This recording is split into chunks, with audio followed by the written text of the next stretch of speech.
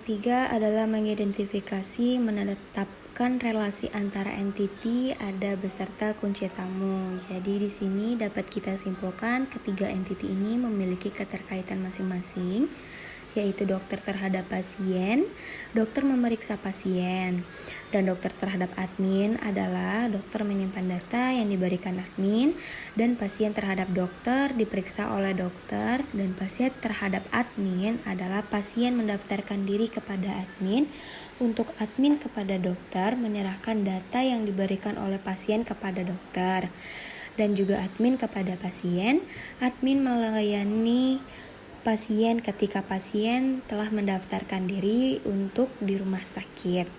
Dan yang soal keempat,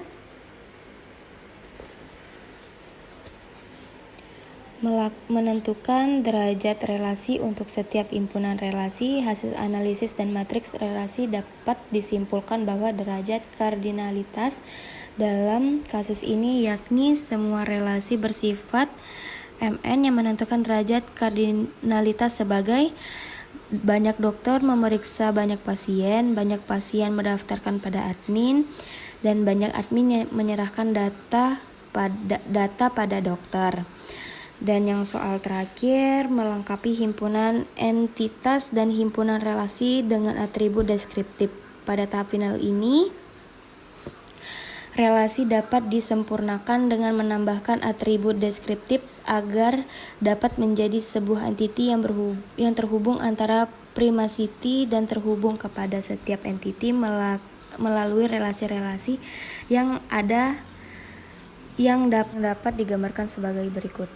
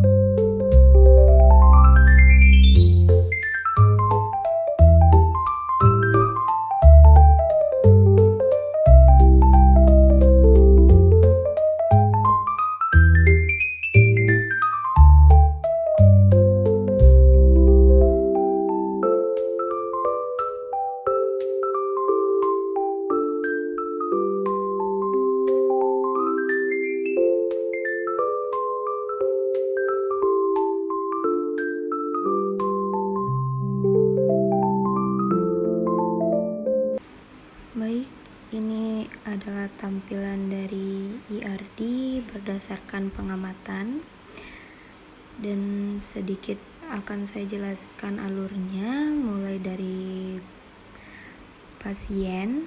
Baik, di sini adalah tampilan dari IRD berdasarkan pengamatan, dan sedikit akan saya jelaskan alurnya mulai dari pasien.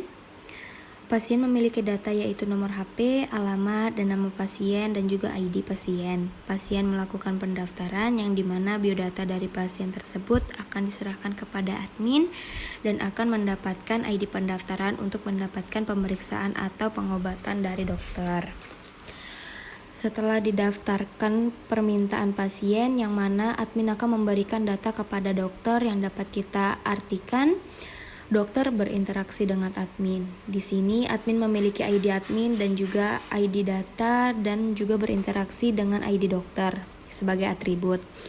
Kemudian dari hasil tersebut, dokter menyimpan data untuk melakukan pemeriksaan lebih dalam terhadap pasien yang mana dokter akan memeriksa pasien tersebut.